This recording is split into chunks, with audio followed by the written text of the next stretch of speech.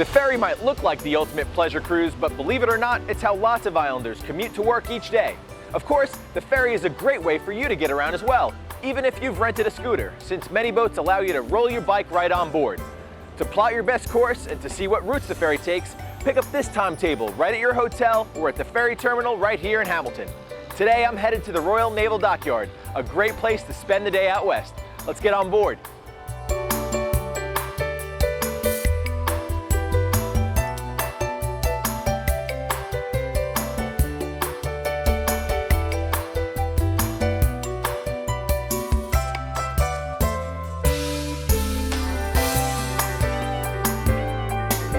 The public ferry is a great way to get around Bermuda, especially if you're headed to Dockyard. It only costs a few bucks, it takes just 20 minutes to get there, and best of all, you can see Bermuda's gorgeous coastline from the water.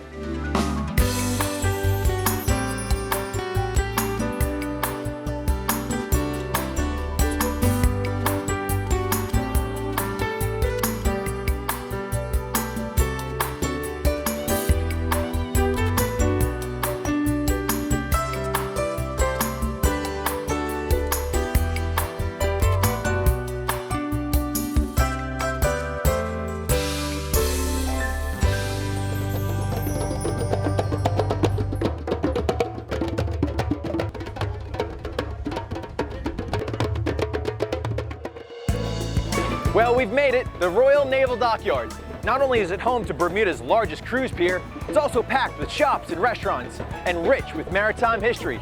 Let's check it all out as we head to the National Museum of Bermuda.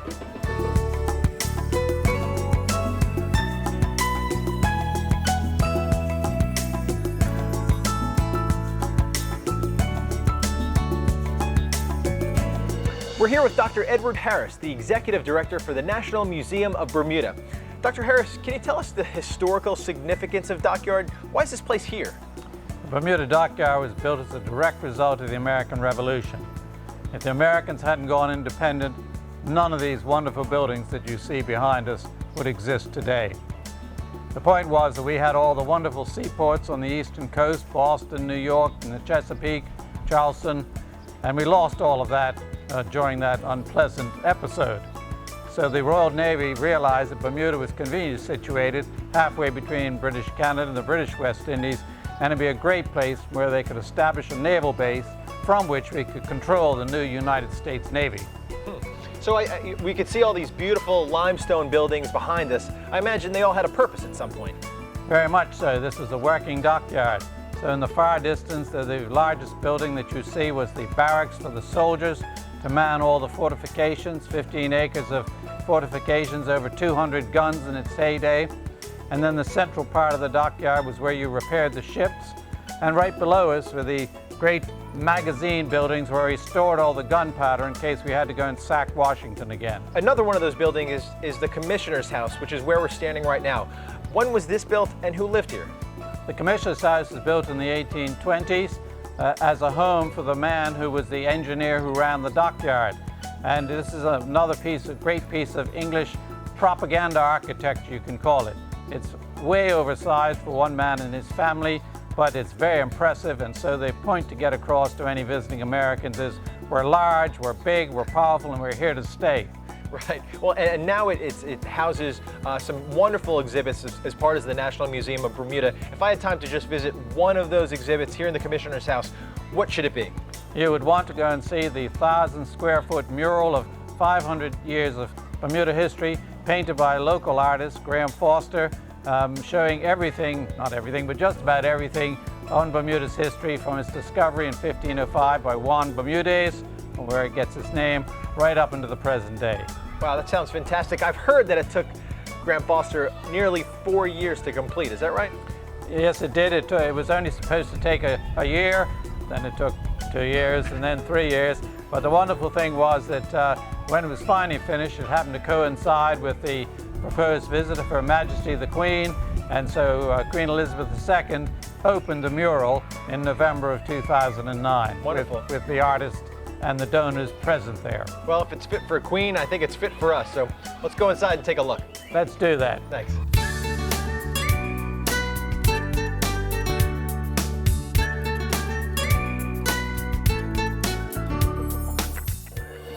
So the mural is on all 4 walls of this room, which is called the Pillared Hall.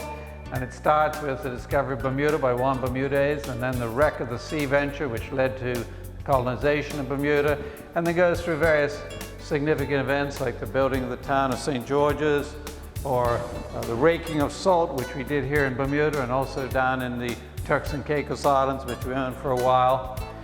And then the building of the Dockyard in the mid and early 19th century. Importation of bringing in people from the Azores to do farming here in the 19th century.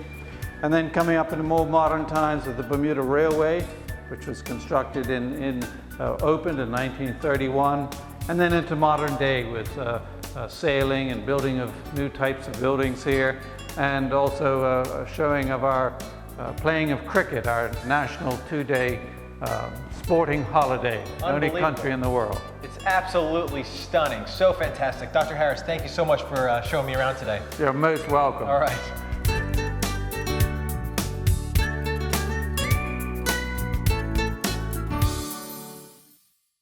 The National Museum here at Dockyard is full of many other fascinating and priceless exhibits. Even the museum's buildings are of historical significance. The museum is open every day and is well worth a visit. The wonderful old rooms of the cooperage make an appropriate setting for the craft market. On sale is a fascinating selection of locally made products, such as cedar items, handcrafted jewelry, painted clothes, books, prints, and delicious Bermuda-made condiments. Many of the products you see are made right in front of your eyes. Nearby is the Arts Center, where you'll see works by the island's most accomplished artists. Some pieces are for sale, and if the kids want to run around while you browse, there's a wonderful playground right opposite. Dockyard Snorkel Park is Bermuda's most exciting water sports destination. Paddle boats, kayaks, water slides, and beach volleyball are all here.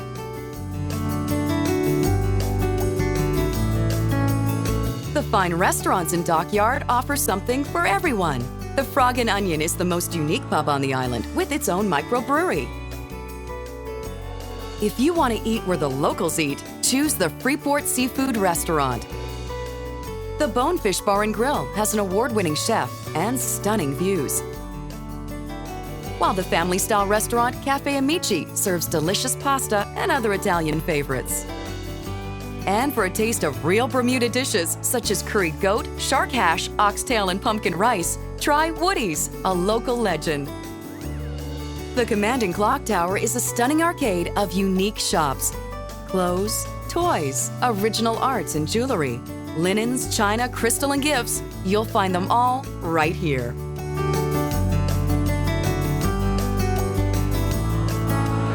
Many artisans also call Dockyard home.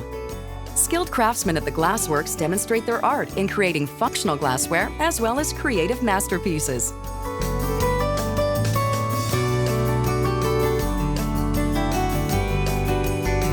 Next door, Bermuda's famous rum cakes are handmade by expert bakers. And just around the corner, you'll see the studios of the Bermuda Clay Works.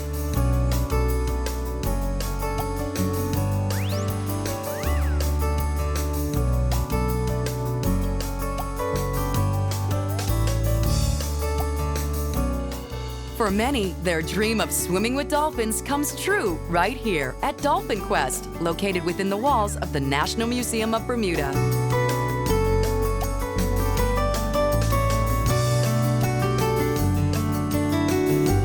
Dockyard is also a place to wander and explore. Stroll the flower-lined lanes and lawns, or walk the trails and visit the parks just outside the Dockyard gates. Although the Royal Navy pulled out in the 50s, this is still a working dockyard with a thriving yachting and boating community. Sit a while, relax, and watch the activity at the marina. From the marina, you can also take a fishing trip or jet ski tour.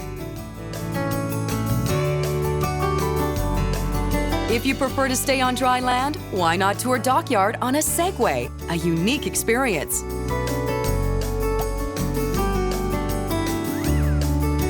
Or get around in a more traditional manner by renting a bicycle.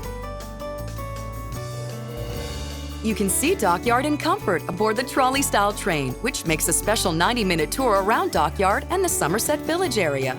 You'll learn some fascinating facts as your tour guide points out all the points of interest along the way.